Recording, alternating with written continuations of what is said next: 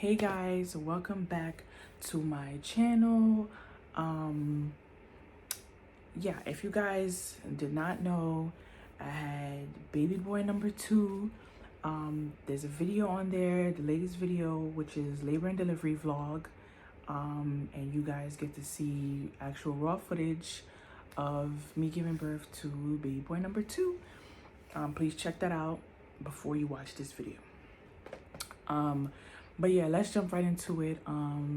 This is the labor and delivery story time. So yeah, okay, so the day before I gave birth, I was feeling like slight cramps. Nothing too crazy, but it started getting gradually crazy as the night progressed. And then when I went to use the bathroom, there was a little blood, which was, something that I didn't experience before. And automatically I knew that was my cue to go to the hospital just to take proper precautions. And while me and my husband were getting ready and getting baby Egypt ready, I was just like, oh my God, this is the moment. This is gonna happen. And I'm panicking a little bit, but also excited because the third trimester feels like forever. And yeah, that's the point where you want to just get it done and over with. So it was like mixed emotions. And yeah, we're getting ready, and the pain where it was increasing. And by the time my husband was driving to the hospital, it was getting worse actually. And when we got to the hospital, for some reason, when they hooked me onto the monitor, he just calmed down. He just relaxed, and I was confused because I was just like, I told the nurse, I said, when I was home, it was cramped. My stomach was hurting. He was moving around, and now I'm here. It's not as bad. So they checked, and I was 2 centimeters, 2 centimeters dilated. Actually, I was 2 centimeters dilated a couple days before I went, which I wasn't aware of because the woman said the nurse told me that I wasn't ready. She didn't tell me that I was actually dilated. She just said, oh, I'm sorry to send you back home, this, that, and a third. So yeah. And then when I at the hospital now, it was late at night, they checked and they said that, okay, we're gonna, he's just relaxing right now. And sorry guys, they said he's relaxing right now, let me give you some apple juice. So when they gave me apple juice, he was really doing all his movements and everything. And they checked my cervix, and I believe she couldn't tell because I guess she tried to put her hand a certain type of way because when she was checking my cervix, she was trying to put her hand in, but she said she couldn't tell whether or not how many centimeters dilated I was. But then I had an induced appointment, and they were just like, you know what, since you have an induced appointment recommended from your doctor, we're just gonna take you in. So I said okay, and they took me in, and the doctor was telling me everything. She was very nice, a very nice woman. She's telling me everything that was happening and what they were gonna do and the whole process. And the nurse is amazing as well. I also told her, I'm a little bit scarred from when I had my first son. And I explained to her, what happened, and she said we're gonna make sure that experience doesn't happen with us. And they started, hooking me with the monitors and everything, getting me settled in, and I felt really good. So when they started to when they induced me, it was going pretty good, and then it started intensifying. The labor contractions started, the contractions started to intensify. And I already knew that this was the time where, because my pain tolerance is kind of high, surprisingly. Like I always thought it was low, but it started intensifying. And I told the nurse, I said, please give me an epidural, and please please make sure it's done well this time. But it's with a totally different person, and he did amazing as well. So then they, I'm trying to remember. So I forgot what they had to do, guys. But it took a while. He came in, I had to hunch over. He gave me the epidural. It took like about 15-20 minutes for him to do it, and then I would say like 10 to 15 minutes for it to fully saturate into my body. And once it saturated, I felt amazing. I couldn't feel anything. But before that, before the actual epidural started kicking in, they had to put the catheter, I believe, like when you pee, they had to put it in. So I kind of felt that, but they had to hurry up and put it in because I had to pee, and I was holding it from the moment that I believe the epidural man came. So as soon as she did that, I felt that, and then I laid down with my legs closed and let it fully soak in. So then after that, she did that. Then the doctor came. Sorry guys, I never explained the story until now, so I'm trying to recollect everything that happened. So then the doctor came in, she checked my cervix, and I was actually 4 centimeters. Then we waited a little bit, and then it was time. She came again, checked, and then it was time. So guys, I literally did not feel anything, and I was so happy because with Egypt I felt everything, and I literally threw up after I had Egypt because they were telling me to push so fast, and I didn't even get to catch my breath, and I felt every pull. When they pulled him out, it was insane.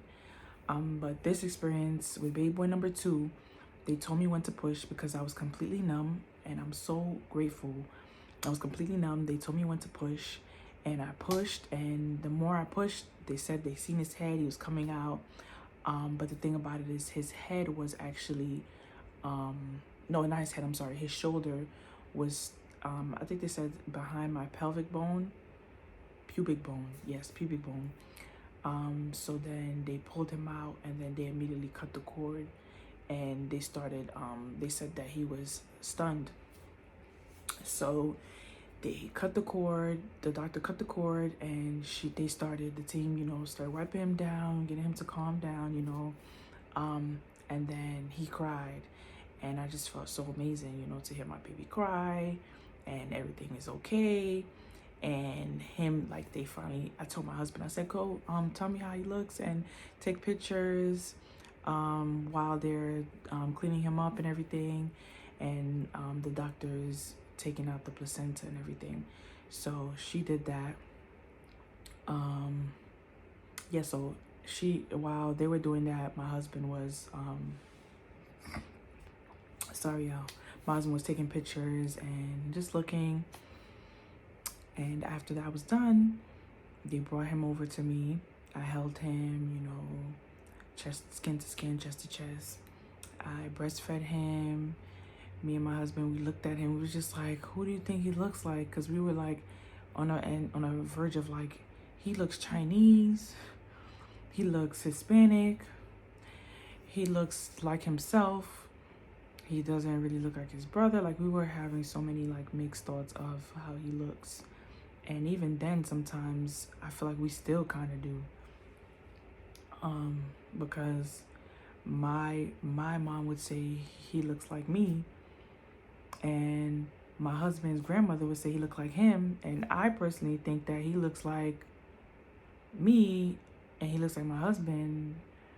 Then I think he looks like his own person, and it's just like all mixed emotions. But I know as he gradually gets older, I get to, have a firmer thought of how he looks. But he's beautiful and amazing, and definitely keeping us up at night, especially me. But yeah, so after, I held him, my husband held him, it was just and baby Egypt was just looking at him, but baby Egypt was kind of like looking like, what's going on, you know?